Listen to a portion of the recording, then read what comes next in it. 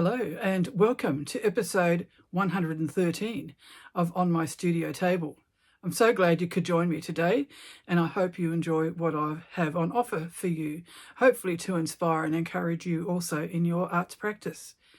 I have a beautiful exhibition up at the moment, and because it's in our private home, even though we have a gallery space in our hallway, I'm not going to publicise the address here, but if you would like to come, it's by appointment only, and just let me know and I can send you an invitation. So just email me at gonerustic@gmail.com if you would like an invitation, and that gives you more details. But I will share some photographs of the exhibition. It's a series of beautiful artworks, textile artworks, done by the members of Tasmanian group or Tasmanian-based group, Stitching and Beyond. The theme was Hidden Stories, and the way everyone has interpreted that theme is just absolutely amazing. I entered it as well, and I just found it a really intriguing subject to investigate and to work with when I was making it. And I think it did the same for the other people who entered their work. I also have a bit of a pop-up shop with the exhibition, as you'll see in the photographs. So if you are in the area and you would like to come, just let me know. I'm sure you'll really enjoy it. I have some updates, of course, for the Stitch Journal with Kathryn Cloth Tales, Kathryn Chambers, and one of them in particular is very, very special to me personally. So I've done a separate clip for that, which I hope you will enjoy. I'm using a mixture of paper and cloth, and of course stitch, sometimes found objects as well, mostly naturally dyed or printed paper and cloth in this journal.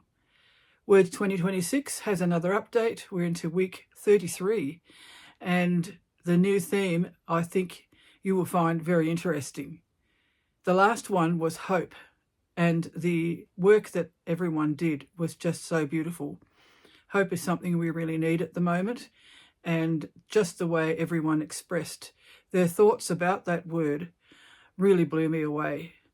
I did some jelly printing as well. We have a branch of the Stitching and Beyond group that meets either here in my home or in one of our other members' homes in Campbelltown. And a couple of us did some jelly printing this time. One did embroidery, and that's absolutely beautiful as well. And we just enjoy having time together. I made some soup and some homemade bread. And for morning tea, we had pikelets with jam and butter. And that was also very enjoyable, I think. We certainly didn't go hungry that day. We always have a lot of fun. We talk about a whole heap of things. We have a good laugh, and we just have a lovely time. Thank you again for joining me, and don't forget to hit like if you like what you see, to subscribe if you haven't already, and if you would like to support me, my Ko-fi group has special little extras that are not available to the general public. The Stitch Journal with Kathryn Chambers of Kathryn Cloth Tales is such a joy to do. I know I keep saying it, but it really is. It just makes my day, and I think I'll be very sorry when the 93-day project is finished. I wanted to start with the latest piece this time. This one isn't finished. It is one that I'm working on to do with getting older and aging.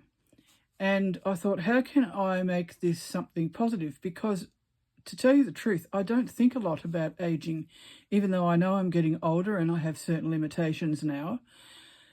And what came into my mind was the beautiful big tree that we have at the end of our property towards the east. I call it the big old tree. It's actually about 200 years old, and I have shared about it a few times. It's just an amazing, amazing tree. And we had another one like it near the house, but it died, so we had to cut it down. This one is still going. It has lost some limbs, but it is still going, and I just love it. So I thought, well, maybe I could do something about that. What I've done is I've torn some paper to represent the rough bark and so on of the tree trunk and the tree branches, and I've made the branches very thick because the branches are really thick on the tree. It doesn't represent the tree, it symbolizes the tree. And what I'm trying to do is to just hint at its age and at its texture. The paper that I've used to make the tree is actually an old tourism map of this area.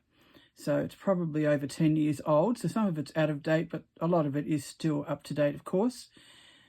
And I had put it in the die pot and eco-printed it a while ago. And every now and again, I use bits of it when I need some texture and maybe some darker colours. And I thought that was perfect for the trunk of this tree, especially because it kind of hints at where it is.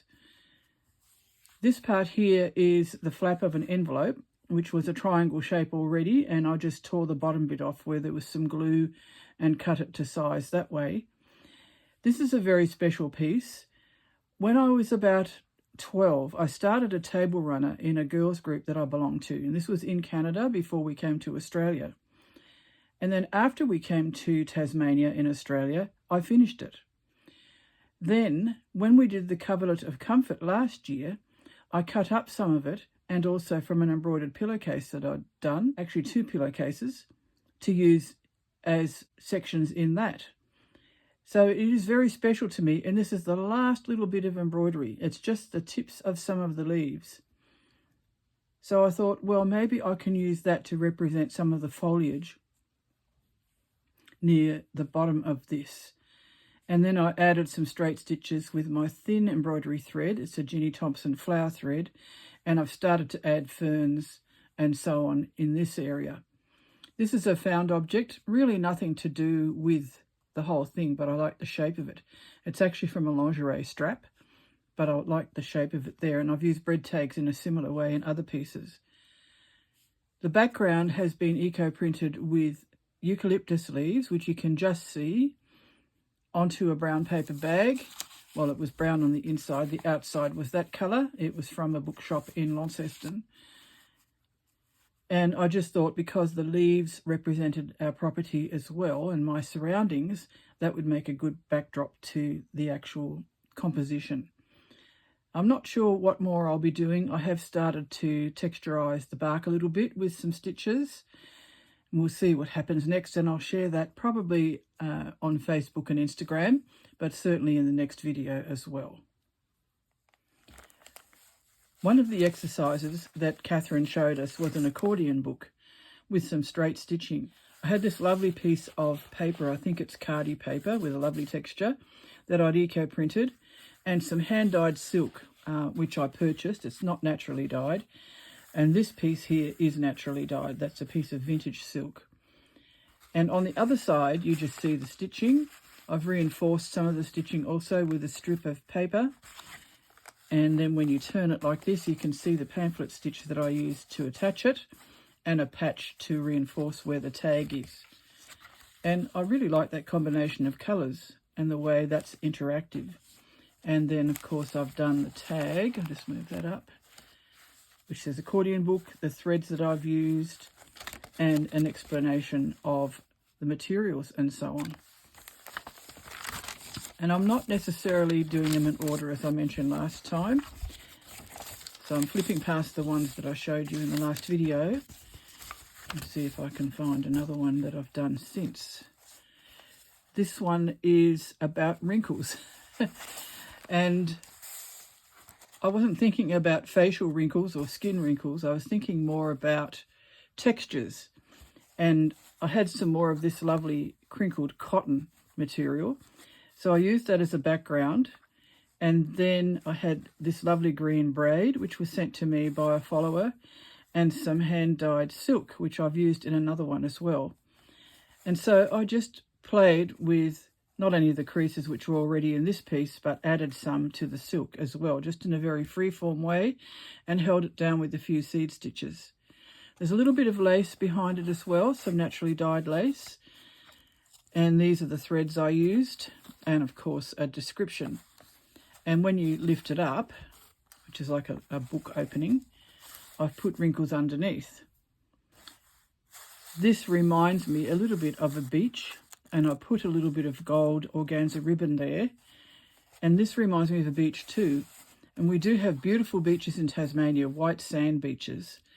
And somehow some of these are representing beaches. I'm not really sure why. I haven't been thinking about them or anything. But when I was finishing this, I suddenly remembered One of the beaches not far from here, where we used to take the children when they were small, is called Wrinkler's Lagoon. So there you go.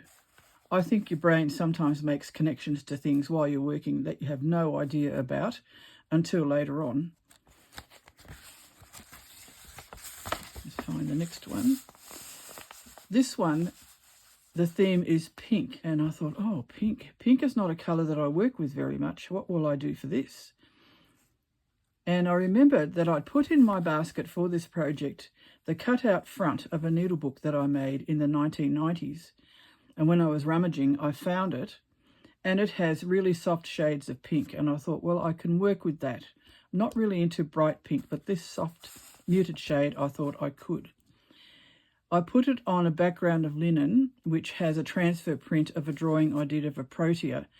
And that had some pink in the original drawing. And when I did the transfer print, some of the pink came through onto the naturally dyed fabric.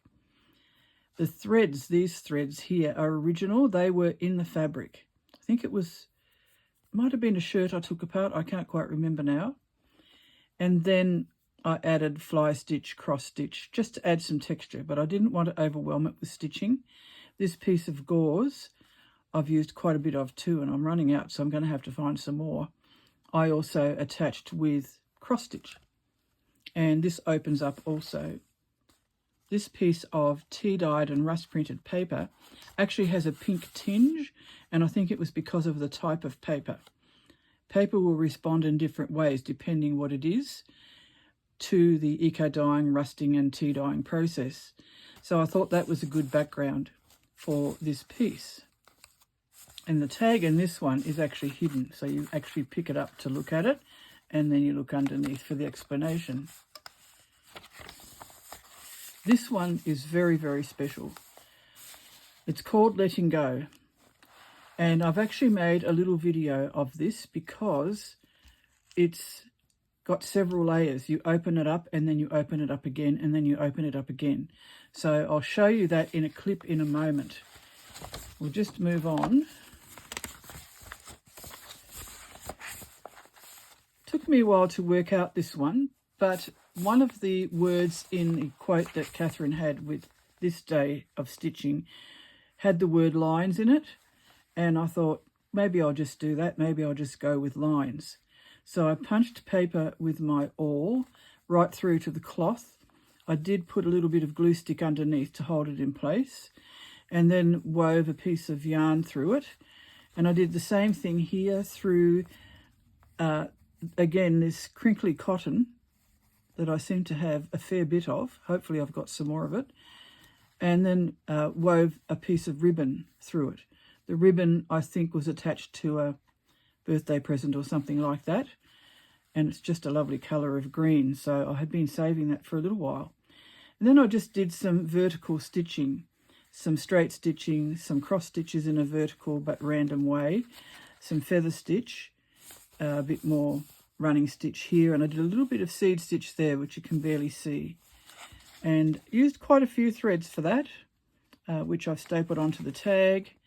And the pearl cotton that I really like to use, which this is eleganza, and then I've used Ginny Thompson flower thread there. This is, I think, crewel wool, but I use it for all sorts of things, including mending socks actually. That's another eleganza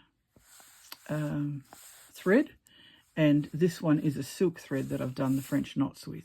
I'm not covering up the naturally dyed papers very much in this book because I don't want them to be hidden.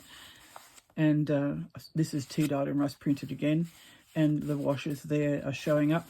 This envelope has my name on it, so it shows on each side of the page at the, so I think it's the second in the signature. No, it's the middle of the signature. Yes, that's the middle here. And that's it so far. I'm filming this a couple of days early, as I usually do, but even earlier this week because I've got a commitment on Thursday when I usually do my video. So I thought I would start a bit early and then I won't be pressured because our internet is extremely unpredictable. And last week it took 12 hours for a 23-minute video to upload to YouTube. I think this is going to get very full it's already feeling reasonably weighty now compared to when I first made it. And I love that. It feels like it's got some substance to it, which I really like.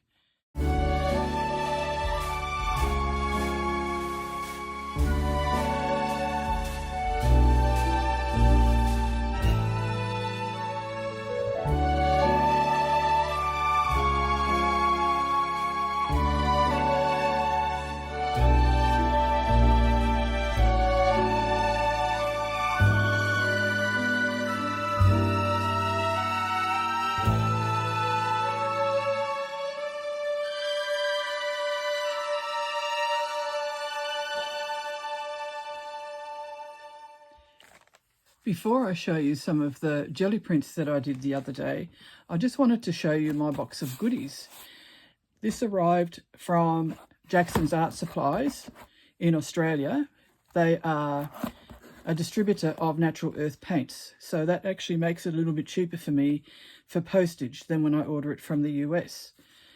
I did mention last time also that there is now a branch in New Zealand as well, and the links are in the description below the video.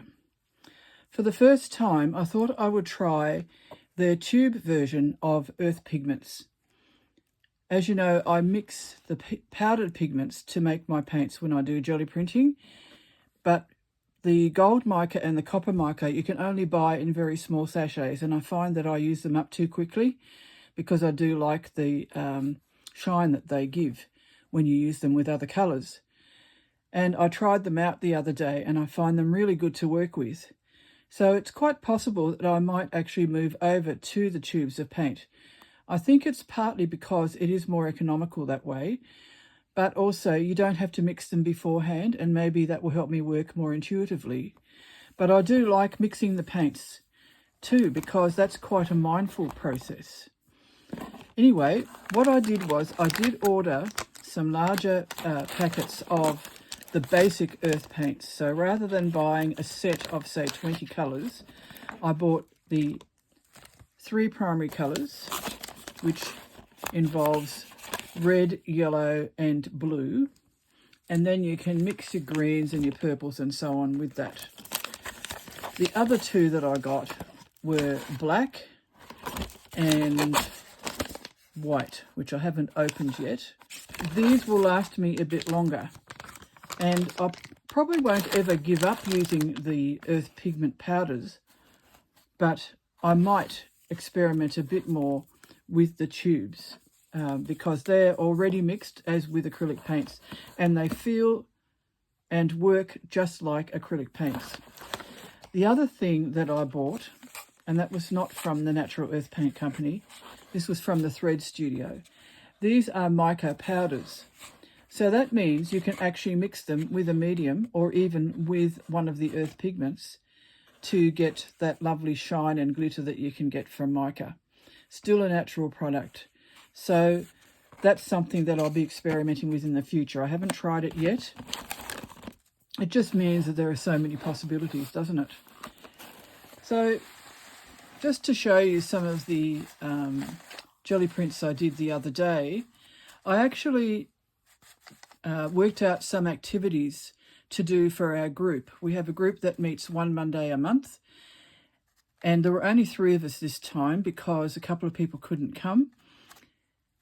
But we had a lovely time doing jelly printing. In the morning we made just backgrounds, and then in the afternoon the idea was to use stencils, botanicals and other things over the background. So this background was done with my mother-in-law's old potato masher. And I love the pattern that it made in the paint. And then I used my stencil pieces or mask pieces that I'd cut out of an old mailing envelope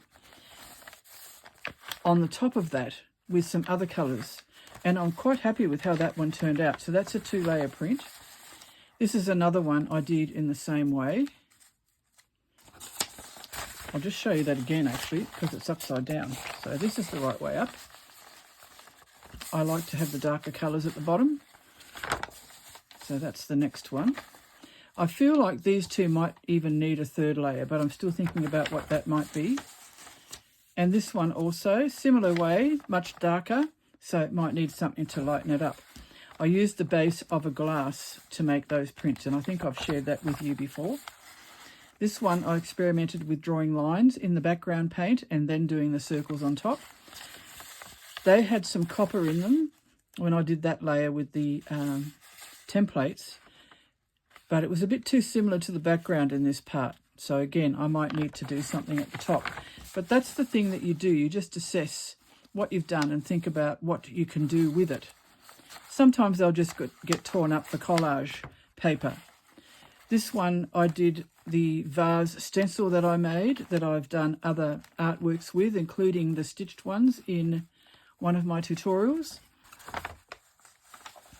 This was another stencil that I'd cut holes in, and this is actually the second layer also. The first layer had botanicals, and you can just see them, that purpley colour in the background. The same with this one, botanicals again, and the stencil.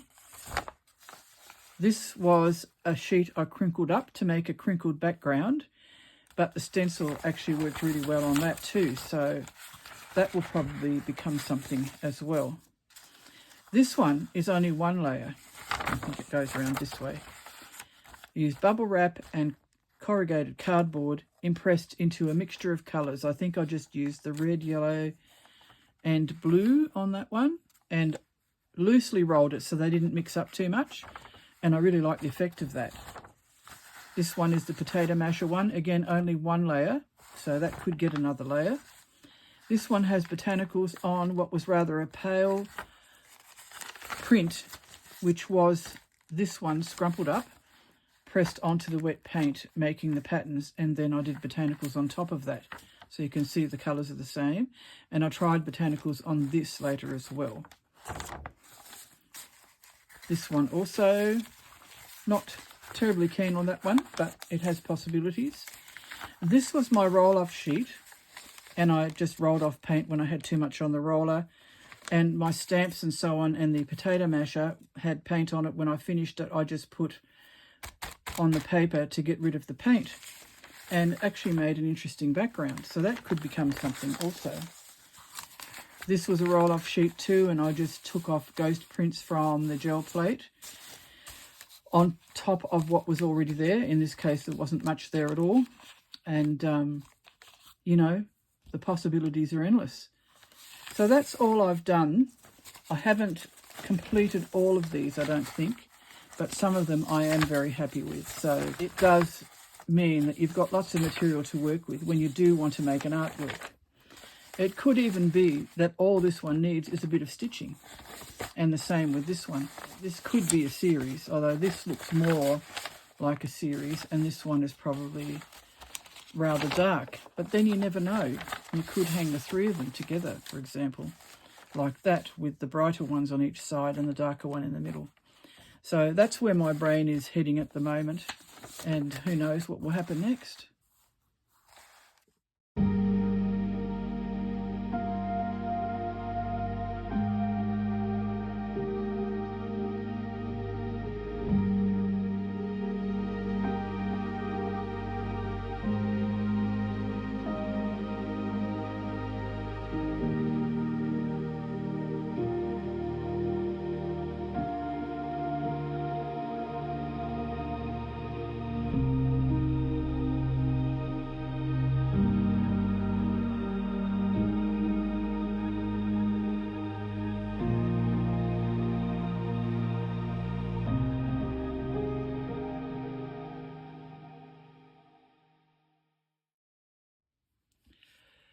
The word for last week was hope.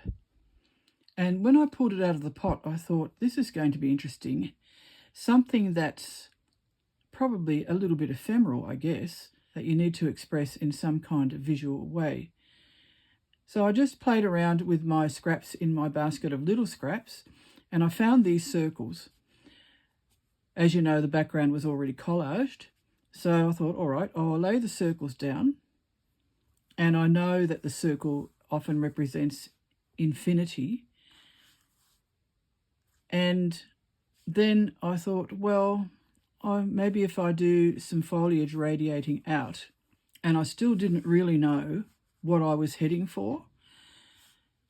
And sometimes that happens. You just have to start, and then somehow it comes together.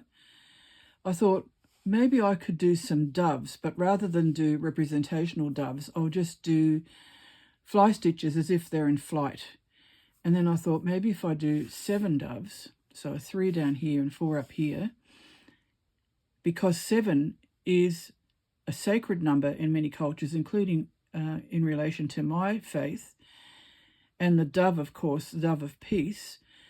It's also a dove of hope, because in the story of Noah's Ark, when the flood started to recede, a dove brought an olive branch to the ark when Noah sent it out.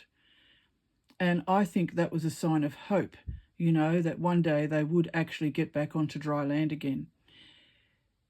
And that was the first thing that was a bit more conscious, I think, in my expression of what hope is to me. Then I realised that apart from the number 7, I've got the number 3 here. And I'm not into numerology by any means, but numbers do have significance in different faiths and cultures. For me, this represents the Holy Trinity, but also the 3 represents unity. So we've got the doves of peace, we've got circles for infinity, and the number 3 for unity. And I feel that all of those are aspects of what is involved in my hope for my life, for my family, for my country, and for the world, really. And I said last time that hope is active. It's not a passive thing. It's something you have to nurture and be active with, because otherwise, what is the alternative? I don't want to be overtaken by despair. I don't think that's productive at all. It doesn't mean I haven't felt despair, but I don't want it to take over. The final thing that I found out about all of these things, the circles, the number 3, and the number 7, is that across many cultures and faiths, they represent completeness. Just to add to my explanation of this virtually happened under my hands. And what I would like to say is, if you're stuck with something, just start stitching, and you never know what will happen under your hands. I didn't have a clue when I started this, so don't be discouraged if you don't have any idea what to do, whether it's with the Words 2026 project or a different project altogether that you're involved with. Just start stitching. Choose some colours you like, choose some fabrics you like, put some stitches in, and you'll be surprised, pleasantly most of the time, at what will happen.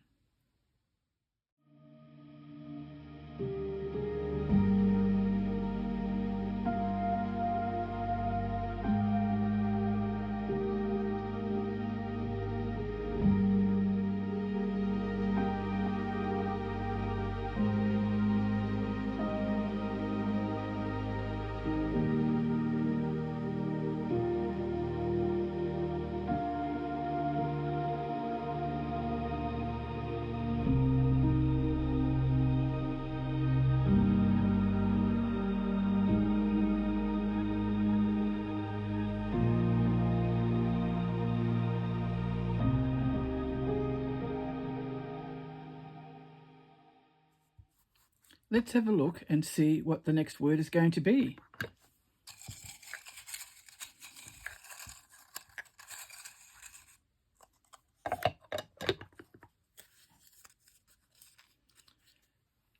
There we go. The word is sound. That covers a lot of things, doesn't it? The thing that comes to mind for me straight away is music and bird sound.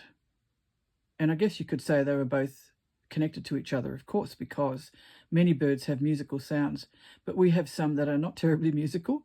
For example, the raven, also the wattlebird, which has a kind of a croak, as if it's got a very, very bad cough. The kookaburra, which laughs in a rather insane manner. But they're all sounds, and they're all sounds that we notice. The sound of an engine running, the sound of an aircraft overhead, the sound of wind in the trees, the sound of someone's voice. All sorts of things can inspire this one. So you really have a wide range of possibilities with this one, and I hope you have fun with it.